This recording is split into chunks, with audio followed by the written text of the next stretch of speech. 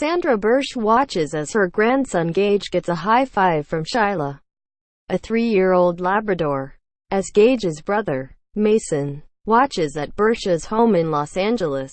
Each month, 72-year-old Sandra Bursch withdraws $4.200 from her retirement savings to cover her bills. A chunk of it goes toward paying college bills for her grandson Gage. She anticipates doing the same for Gage's younger brother, Mason, when he graduates from high school in another year. Every stitch of their clothing, all of their meals and day-to-day expenses have been her responsibility since 2003, when drug use by her daughter and son-in-law prompted the police to remove the children from their home. "My biggest concern is I won't be here long enough to see them finish their education," said Bursch, who lives in the Tujunga area of Los Angeles. "I'm using all of the money I have to raise the boys. That's all I care about now. That the kids grow up, finish school, and that they're okay." Subscribe to the Post-Most newsletter. Today's most popular stories on the Washington Post. Among the thousands of families filling out financial aid applications and struggling to save for tuition, there are grandparents such as Bursch facing the same financial responsibilities but with limited resources. Their second run at parenting arrives as their earning potential winds down and retirement kicks in with a fixed income never meant to cover the cost of college.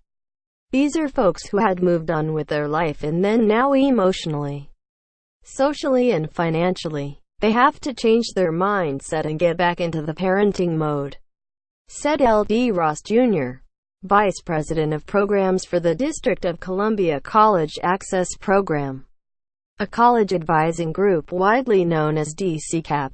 Some of them had more resources when they were working, but now that they're retired it's difficult.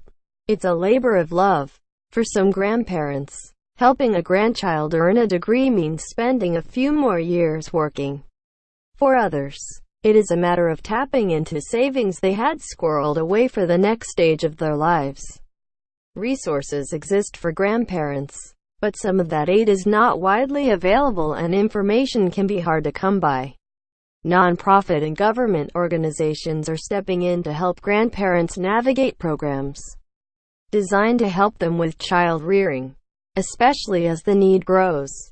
There is no definitive data on the number of grandparents paying their grandchildren's college tuition, but with more grandparents serving in custodial roles, higher education costs are a looming concern.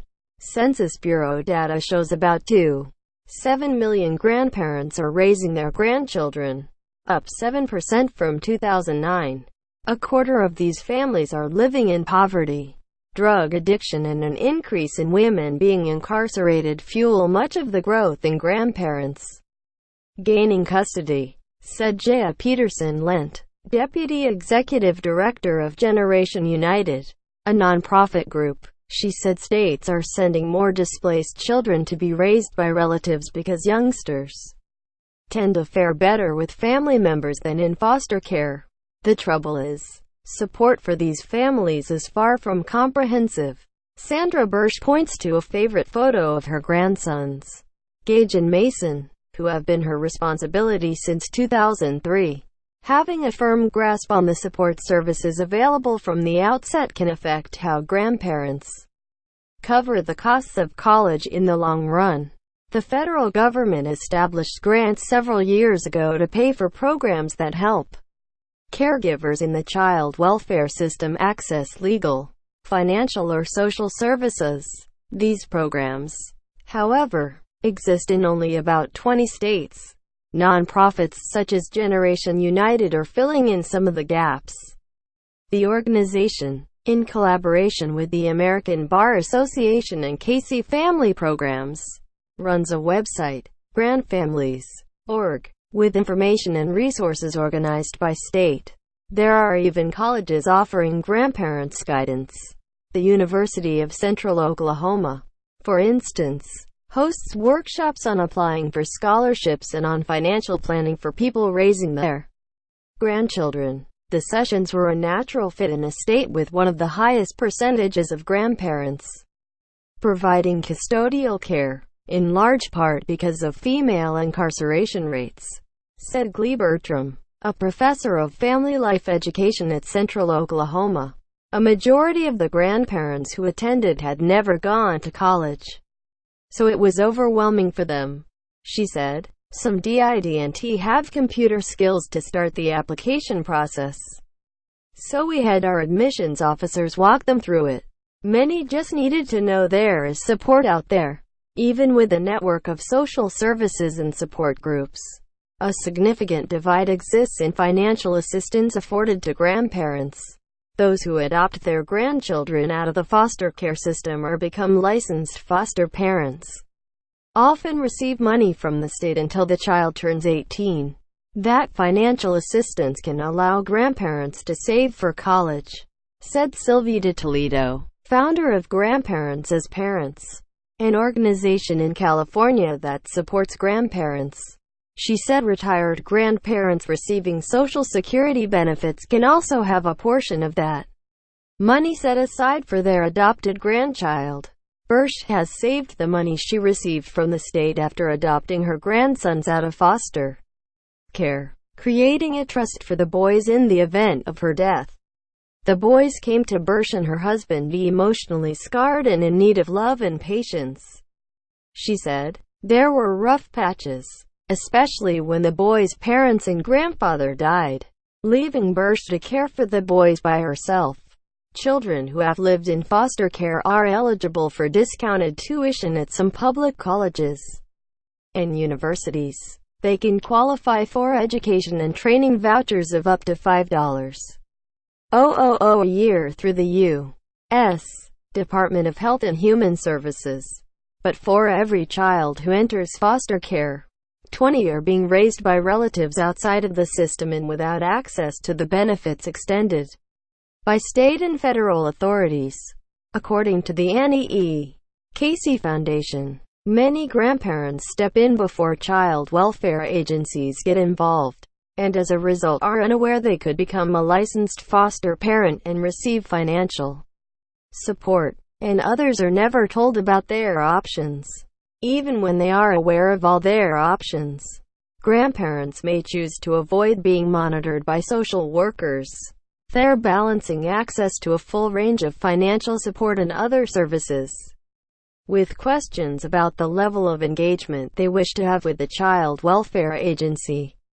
Peterson Lent said, grand families may be fearful that a child welfare agency will all of a sudden decide to take the child. There are a lot of things to weigh.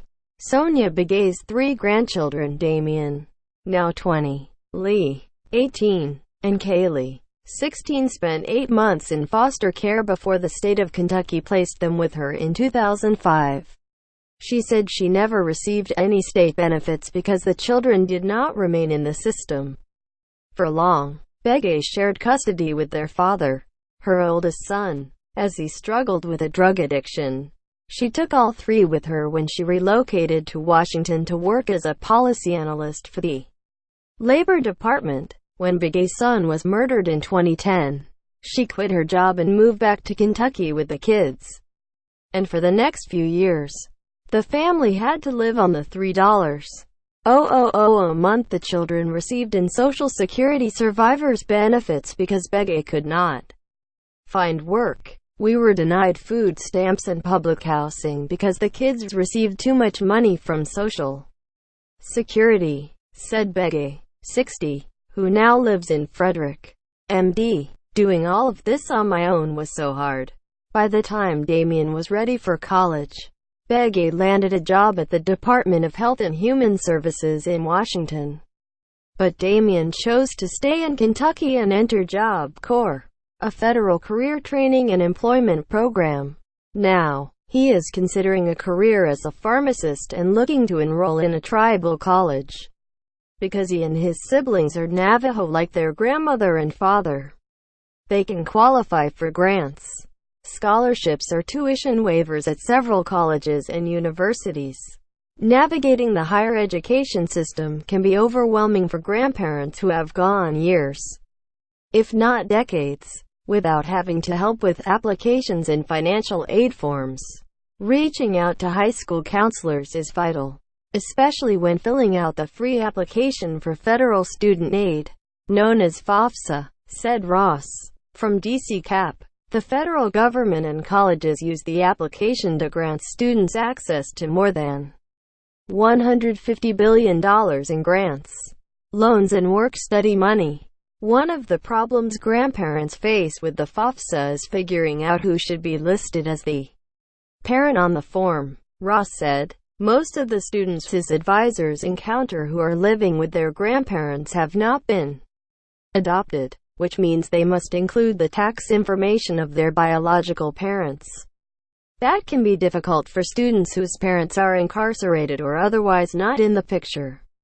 In those cases, the Education Department recommends students request that a college financial aid office review their application. Administrators have flexibility to grant students a waiver known as a dependency override, but only on a case-by-case basis.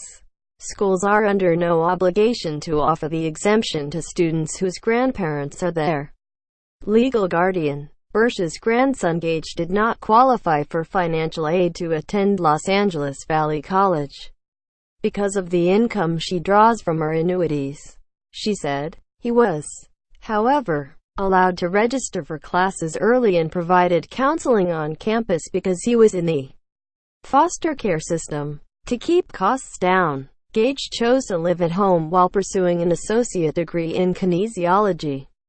After graduation in May, he plans to transfer to California State University at Northridge to complete a bachelor's degree in the same field. While Bursch has covered the costs of community college, she said her grandson will use the $14,000 in the $529 college savings plan that she and her husband established for him as a child.